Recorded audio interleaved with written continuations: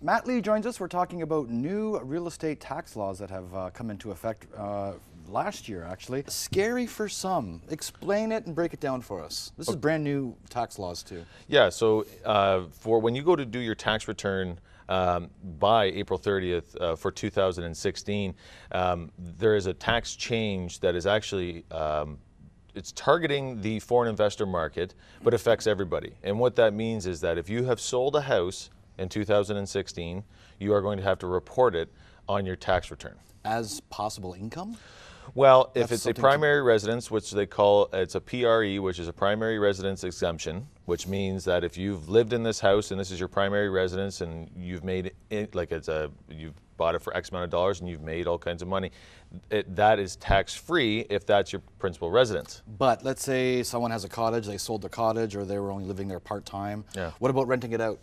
Yeah, so then you're going to be, that's not exempt. So therefore it is not your primary residence. You can only have one primary resident, and therefore it is taxable. Well, the gain is taxable, and that's something that you need to talk to your accountant about. So that if you are selling a property that is not your primary resident, or you've only lived in it part of the time, wow, you need to go and talk to your accountant. The reason why this was brought in, first of all, is explain the foreign investment aspect.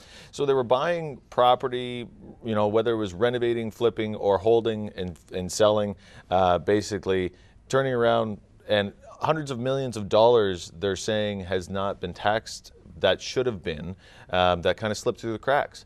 So this has been going on for decades. This has been going on for a long time. It's something that they're really catching up with right now, and they want to make sure that anything, if they can see every single house that has sold and it's coming out through their tax return and that's being reported, then they can break it down and record it a lot easier. This came into effect for sales last year then? Yes. So the upcoming, by the end of April 31st or April 30th tax time, this is happening this year. That's right. That's right. So my advice is that if you are looking to sell your home, and for any reason that you haven't lived in it from the time that you bought it to the time now, present time, I would talk to your accountant even before listing, because then you can have an idea of what you're looking at. Because I mean, what you run into is that if there's a gap where you rented it out for 2 years and then you went back and lived in it because you worked abroad, you came back, I would say that there is going to be a small amount of time that is taxable. But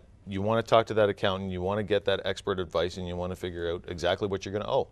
This could be scary for some. Yeah, it could be. I mean, it's one of these things that if they didn't know about it and all of a sudden they sold the home and they had remortgaged up to a certain amount of money, and all of a sudden now they owe taxes and they owe they have to pay off the mortgage. Oh. All of a sudden, the money doesn't make sense to maybe sell it instead of doing something different with it. Right. So now it's, get ahead of it, go talk to your accountant, get the proper advice, and then, if it's time to sell, we'll sell it. And again, the best course of advice is ask questions, communicate with your accountant, everyone involved. Absolutely. I mean, and go talk to your lawyer and figure out some planning. I mean, there is some family planning that you can do, and maybe if you're looking at buying the cottage, if this is outside your primary residence, maybe you want to talk to the accountant about doing a family trust. I mean, these are and figure out if it's going to pass down and through the generations, and this is one of these properties, because you run into that where people are not going to sell it. It's going to move to the next generation.